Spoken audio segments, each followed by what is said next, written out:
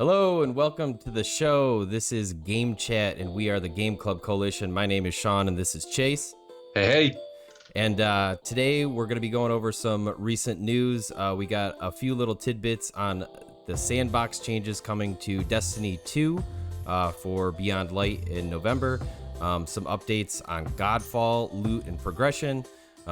Some more PS5 news, both with customizable plates and some of the new apps for media consumption that are going to be out when it launches. So let's see what we got here.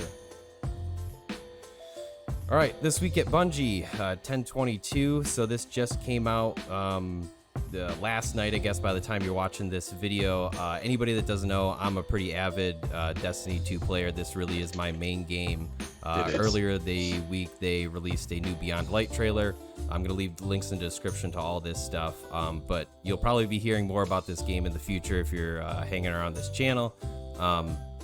So I might dive back in.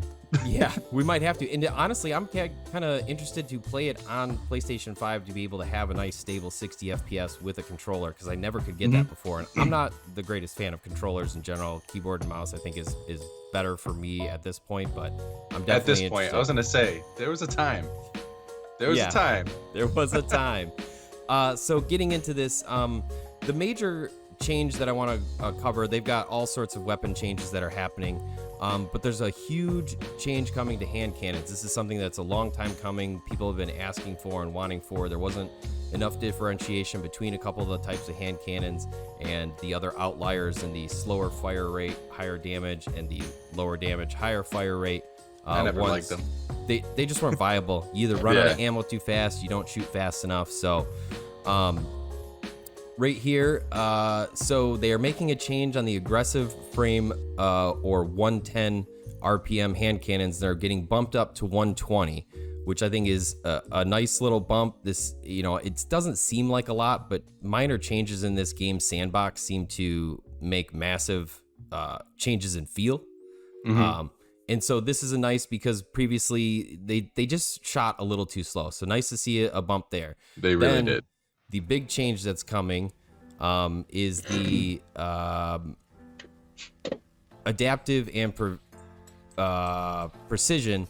The range stat now has more impact on minimum fall-off damage. The 180 rate of fire magazine has been scaled up by 37%, which this is huge, because that's big. This is the faster firing ones, where I liked some of these guns, but I just feel like you run out of ammo and you're dumping 4 clips into somebody and you're spending most of your time reloading. So this is a very welcome change for an underutilized hand cannon archetype. And then I think I spoke a little too soon earlier.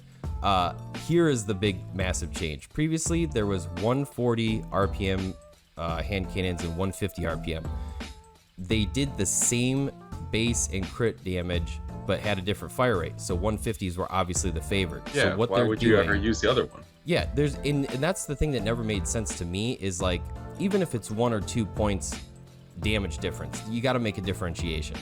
However, what they're going to do is they're going to fold all 150s into 140s. So now we're just going to have three archetypes, 120s, 140s, and 180s. And it sounds like they're going to be a little bit more balanced, which is nice. However, the one caveat, and I love it when developers do this kind of stuff where, we're looking at kind of like their patch notes almost, and they say one exotic hand cannon will retain the 150 rate of fire. We aren't going to leave it into speculation. It's beautiful. It does solar damage. It makes enemies explode. It's the Sunshot.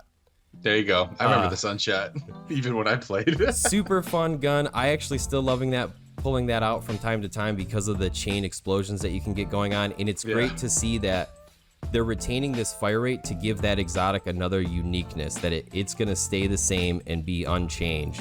But I love it when devs do stuff like this, where it's almost kind of like a joke-ish, or where they're putting multiple bullet points where there doesn't really need to be. It's the butterfly moon sword or whatever in Dark Souls, and every single sword or every Demon Souls, everything, they reference that sword. I think it's called that. I don't remember anymore. Yeah. But yeah, they just kind of like What was the rocket launcher in Destiny? I can't even remember. I have such a brain fart right now, dude. The Galahorn. Yeah, that was one of those jokes at the beginning too, where it's like, we're bringing it back. Yeah.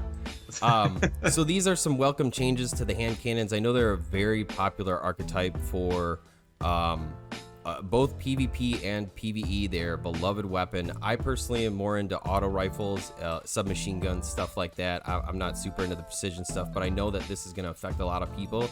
And if you're somebody who hasn't been in Destiny in a while, and you're now noticing this, like, this might be a time to jump back in. There's a new expansion coming. There's a lot of sandbox changes happening. Or RPG style combat and stuff. All those changes, like they released news about a little bit ago with like the poison melee and stuff. Like, it's all these Diablo style things that it gets me more interested, because I'm more of that action RPG style. So that's cool. Same. And I kind of like a little bit of depth and customization, which actually kind of leads us right into our next article here. Real quick, I gotta say, it's a Moonlight Greatsword in Dark Souls. I'm an idiot. I totally misspoke, and I don't want to be corrected because I'm a huge Dark Souls fan. I just don't. My brain isn't working tonight. So Moonlight Greatsword, please God, I hope you didn't stop watching and then just start putting things in the comments like, you idiot. But carry on. Sorry. Correction. So, speaking out of kind of Diablo-esque and loot-driven stuff, we've got some more recent news on Godfall. This IGN article was posted just yesterday. It's kind of talking with the devs about sort of their aspirations for loot, and they called their goal was kind of to make it the tinkerer's dream. And they say, anybody who loves to get intimate with their loot and put the pieces together and see the numbers and see the impact immediately, that's the kind of game we want to create. That's me. And that's me. I'm the same way. I love RPG aspects and love numbers. Give me the numbers. The numbers, the like inventory management and balancing, and it's like, ooh, well, this arm piece is a little bit better than this one. A great example of this, I feel like, is Neo, where you've got this Soulsborne style gameplay, but there's all this like slowly upgradable loot, and you're kind of looking, and every time you might run a mission or something, it's like, ooh, hey, these boots are better than ones I had, or maybe I can infuse them or upgrade them, and it's kind of this like constant never-ending chain. Yeah. It's so crazy. It's like I won't go into Neo, because I mean Neo 2 is still one of my favorite games this year. Like, did it come out this year? Yes. Yeah. Still, I love that game. Yes. So Godfall, though, I do think this armor and stuff looks sweet. I'm very excited for this game. I know that there's a lot of people that say the gameplay looks kind of meh. While I can understand that aspect, I am also somebody that's like, I know what it's like to play those games that, like, it doesn't look fun to watch, but playing it is super, super fun. Yeah. It's like, if you didn't know how, and again, I'm bringing up Dark Souls again, but like, if you didn't know how Dark Souls played, if you've never played one, I think watching that without any prior knowledge, it would be like, what's so hard about this? That looks easy. They all attack slow and everything like that, but it's just not the case. And like, Godfall kind of has that feel where it kind of seems a little clunky at times in footage, but like, I know that it's all that timing based, like the impact and the animations and I don't know, it looks really cool. It just looks fun. Maybe this video will age poorly and the game's gonna suck. I don't know. But I'm like milk. Yeah. I'm looking forward to it though. Like, I'm buying it day one. I mean, it's, besides Demon Souls, it's one of the things I'm most excited to play. And in that article, when they talked about the different activities, they use the word activities kind of explicitly, instead of saying quests or missions or whatever. And I think back to the PS5 UI and the activity cards.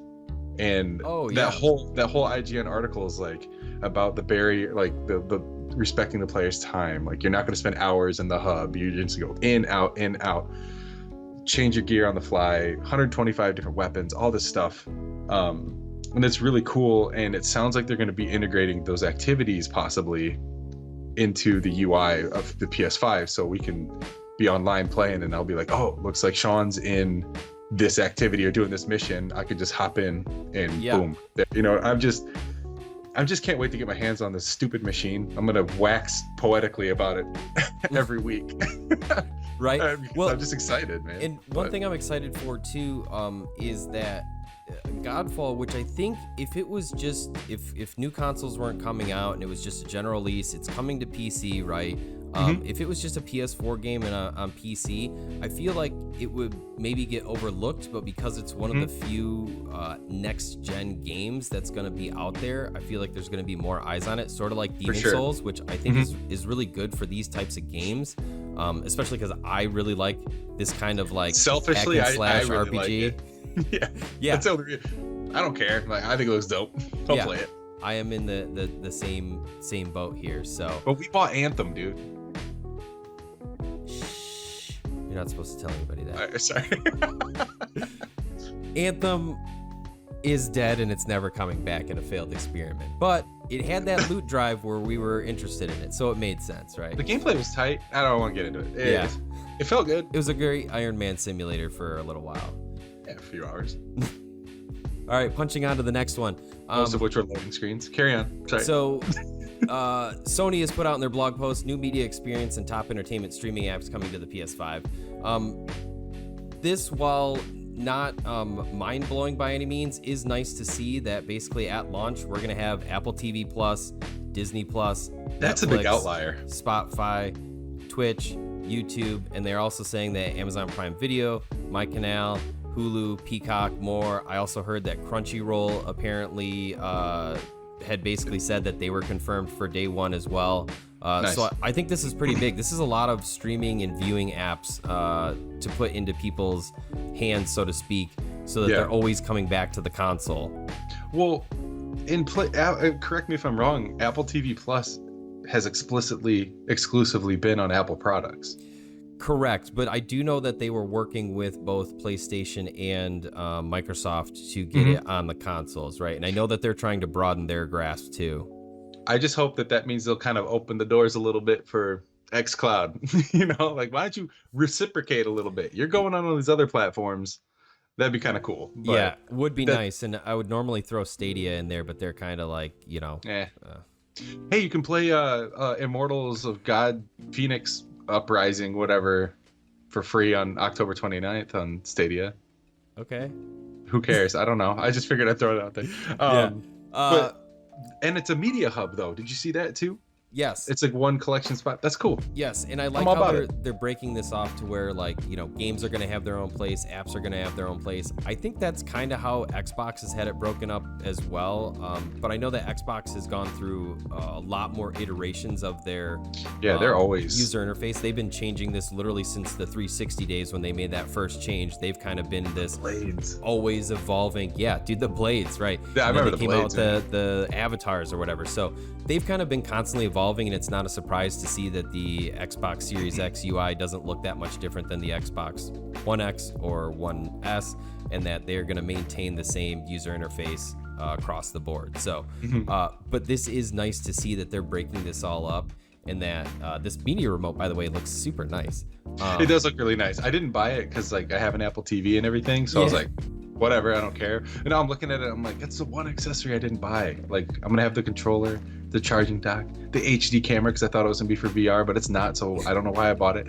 And then the headphones, which apparently my previous Platinum PlayStation 1s work with the PS5. Don't know why I bought those either, but I bought it all because that's what I do. You know, you gotta have it. It's like, gotta have it. Yeah. So yeah, that's super interesting to see. And it's, while not unexpected, I think we knew that there was going to be these different streaming platforms. It's nice to have confirmation of day one access to a lot of that stuff. And the remote controller. I mean, you see the buttons for the popular ones like Disney Plus. Yep, YouTube. You know, I think was on there as one of them. Was Spotify on there? Yeah, I don't think know. So. Yeah, I just had it up. I should switch back to it. I might have to subscribe to Spotify again just so I can jam out while streaming on the PS5. Oh, right. So the last thing that we're going to cover today is customization on the PlayStation 5. So it looks like there's been this new website that's gone up, Plate Station 5. We'll put the link in the description. So these are pre-order right now. Looks like they're about $40 a piece. They've got several colors available: red, chromatic, indigo blue, camo, and a matte black, which says limited edition V1, but it's the same price. I don't understand that naming scheme, but these are actual replacements. This is not like a debranded skin. It's my understanding that these are plastic pieces that you're buying. Based on the CAD data? Yeah. Nice. So I don't know if these are going to wait to release until after the console launches so these people have them, or do they already have them? I'm kind of confused. It says on that November 12th. If you go to click the order one, it says coming November 12th. So it should be right on, but it's like, I wish we had a thing to see them on, because like I was so close to just being like, give me the black one, give me the chromatic one, like switch it up, that'd be so cool. But and these are all renders, right? Like this is not actual footage, and that's until we see these in hands of other people on YouTube or articles reviewing it, or even on Reddit or something else. Like you might have to buy some just to have them for review, you know what I mean, show them off. But I do think they look pretty nice theoretically from the renders, right? In and theory. I don't think that the price is bad. $40 is not an arm and a leg for this thing. No, especially considering how big they are. Yeah. Think of 3D printing that kind of stuff. You know what I mean? Like that's a lot. Yeah, absolutely. So I definitely think these look kind of cool. This is obviously early indication of what we're going to be seeing for the customizability, which we all kind of guessed when they did the teardown. I also figured that if somebody didn't start making these third party, we're for sure going to see people on Etsy 3D printing all sorts of crazy things, which is also going to be equally cool. Yeah. I think this is going to be kind of a fun thing about the PlayStation, these replaceable side panels. Think of like a Demon Souls like Boletaria Kingdom style. Like it could have like mossy brick bottom with like, I don't know, something on top. Like people are gonna do some cool stuff with this. I think it's gonna be sweet. And even beyond what I'll go back to it, even beyond what these, however they're manufacturing these new side panels, right? Beyond what these colors are, what I kind of think is neat is you're gonna see a lot of homebrew DIY people just pop off their white panels, spray paint them black. I took this to an artist. I painted this cool thing on it. My kid color all over one. Yes. Right. Whatever. But that people are going to be able to pop these off and actually paint them without being worried about damaging the system. And it's not too complicated to get it teared. You don't have to apart. gut it. You don't have to gut it. You know what I mean? So it's going to be really cool. I was telling Kate about it, my girlfriend. Sorry, I said that like that, but you and I know her, but whatever. And she was like looking at them. She's like, these look really nice, but like, I feel like Sony kind of missed the ball. Like you think that they would want to kind of jump into it right from the get-go, but then I was thinking to myself, I'm like, they're all about that dual tone white and black. It would totally undercut their own design philosophy if they were like, you can change it right now. You know what I mean? It's like, no, they're gonna let it sit and be like, this is the design we wanted, but and as much as I really thought back in I believe it was the 360 days where they had those interchangeable faceplates on the front. Oh yeah. As cool as that was, it definitely did not sell. There was a lot of first-party ones, right? Like they just didn't sell well. The wood panel one. Remember that one? Yes. And I know they had a lot of cool custom edition ones. I know some people that actually worked on some of the projects leading up to that. If you worked for Microsoft, you actually got a special faceplate. Nice. And so that's super cool, but they did not sell well. And so I guess to a certain degree, I'm not surprised to see Sony not offer anything and kind of have this as like a DIY type of deal. But I do think that they could make some official or collector's edition third party official whatever, verified panels that would, fit properly. Not that these won't, but from a buyer's perspective, knowing that it's like, oh yeah, this is a licensed product and I can just pop mine on and off. I definitely think that there's some potential for them to make some money, and would love to see collector's edition side panels down the line. Yeah, instead of having to buy a whole new console. Like I love the Monster Hunter PS4 Pro, but I was like, I'm not going to buy another PS4 Pro. If that was a panel, I'd buy it. Right. But the biggest thing with all of that is just it's such an unknown, and there's gonna be so many just unique things, completely redefining how the console even looks potentially. Yeah. Who knows? Yeah. Cool. So I guess that's it for the show today. We're going to get wrapping this up here. I want to give a big shout out to everybody who watched the previous video. We got a ton of views. That kind of blew us out of the water for a smaller channel. If you're here watching us again after seeing that video, we really appreciate your views and your time spent with us as we're trying to grow this community. If you enjoyed this content, give it a like. If you didn't like the content, give it a dislike. That's fine. Throw a comment down. Anything. Don't do that. I was kidding. It all helps us lie. in the end. And I just want to say, really, we appreciate this. This is a really fun endeavor for us. We do a lot of these conversations anyways. So it's kind of fun to record them, and we really want to get into having some community interaction. So you got any ideas, anything you want to talk about, anything you want us to talk about, leave it down in the comments. We'll definitely get to it. We've got some other shows planned coming up here. So beyond that, thank you very much. We're also on Facebook.com/Game Club Coalition. We're doing some Twitch streaming, planning at twitch.tv/Game Club Coalition, though we don't really have a schedule for that right now. We are trying to move to daily content, so if you're looking for news or anything related to consoles, PCs, mobile, whatever's out there, we're going to try and grab it and feed it in. So, hit that subscribe if you are looking for that sort of content. Heck yeah, man. So beyond... It's been a blast. Yeah. Beyond that, I just want to say thank you so much. Game Club out. Game Club out.